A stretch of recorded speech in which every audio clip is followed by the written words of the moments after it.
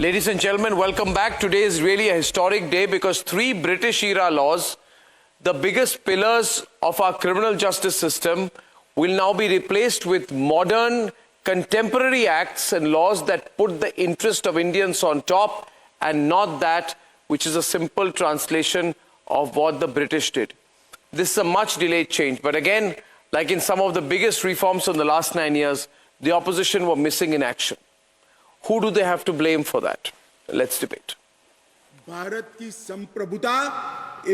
historic day as Lok Sabha voted to replace 3 colonial laws. जो सदस्य इसके पक्ष में हाँ गए, जो सदस्य विरोध में ना गए, मेरे विचार में निर्णय हाँ वालों के पक्ष में, हाँ वालों के पक्ष में विधेयक पर विचार करने को प्रस्ताव स्वीकृत किया गया. But listen to this again. The ayes indeed had it. जो सदस्य इसके पक्ष में हाँ गए, जो सदस्य विरोध में ना गए, मेरे विचार में निर्णय हाँ वालों के पक्ष में, हाँ वालों के पक्ष में विधेयक पर विचार करने तो प्रस्ताव को स्वीकृत किया गया. Ayes outweighed nays as over 140 MPs stood suspended. The government is tabling important bills which will have a far-reaching effect on how life is conducted in this country. And they are tabling it in a situation where they have suspended more than 140 MPs. While the government has a majority to get its bills passed, at least our counter view has to be. This isn't the first time that the opposition has not participated on key issues.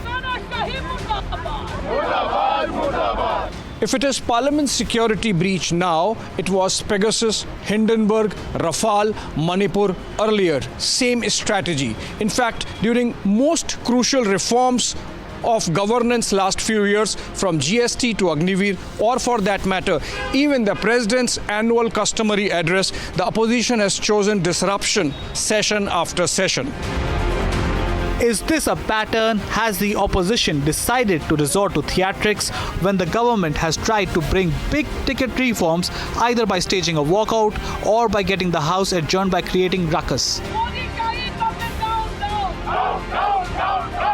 Is disruption the only strategy left? Let's debate.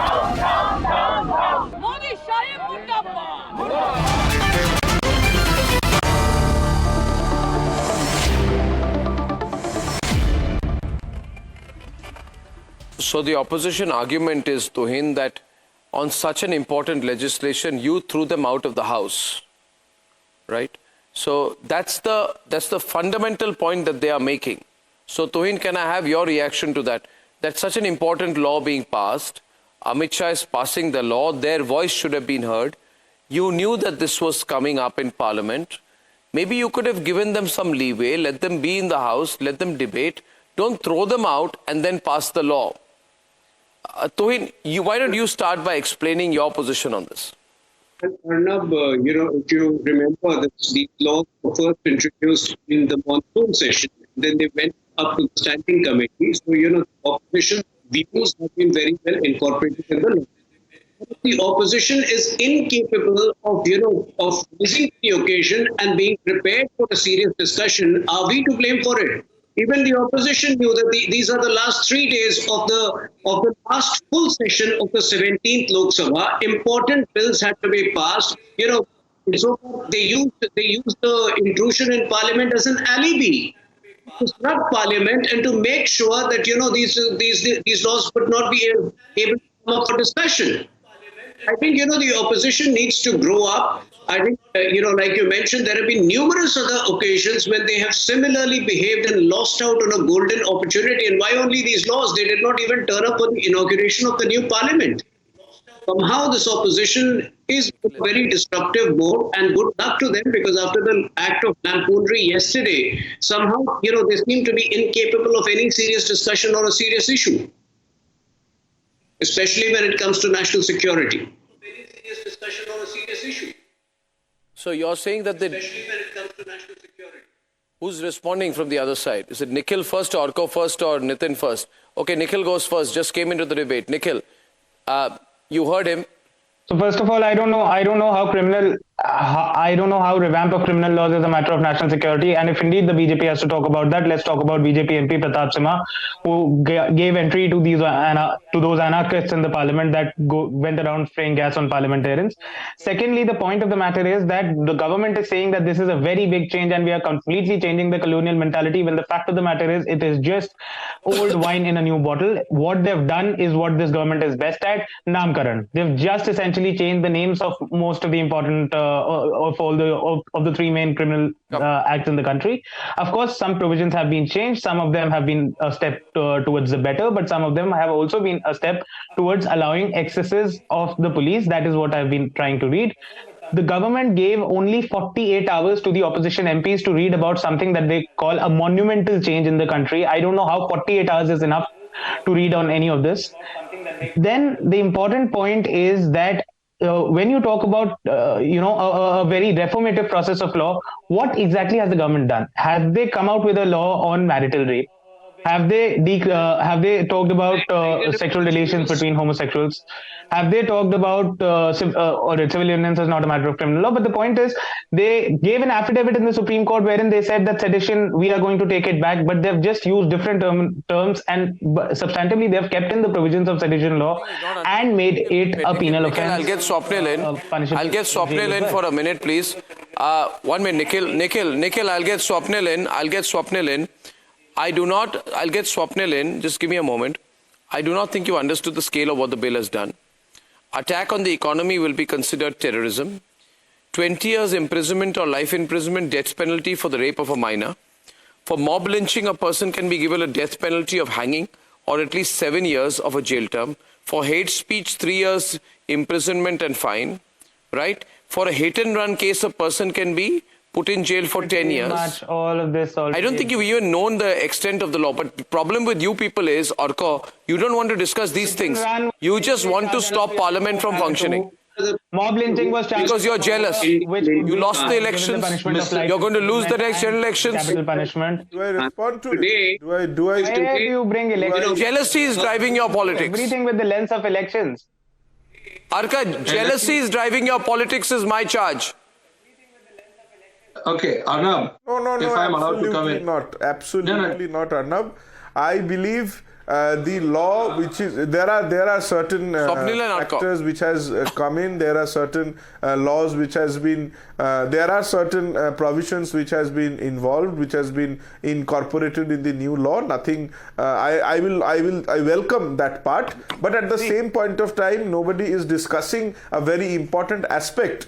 Our country is a common law country, Arnab, which means that we generally tend to bind ourselves from the judgments passed by the superior courts in previous issues. And now if we look into that, then we will find that the changing of these names will at the end of the day bring getting a quick counter from Mumbai. Scenario where the common law for the parliaments, for the courts to rely back upon would be difficult. Mr. TMC, please, may I come in? I think Arnab asked me a question. Let me clarify for the benefit of the viewers. I believe get yourself a doctor if you cannot understand or refer to a co-panelist. Get yourself an orthopedic and get No, you please. I do not know your name. I have no intention. You are better in orthopedic. Whatever your name is. Swapnil and Orko, calm down. Okay, Mr.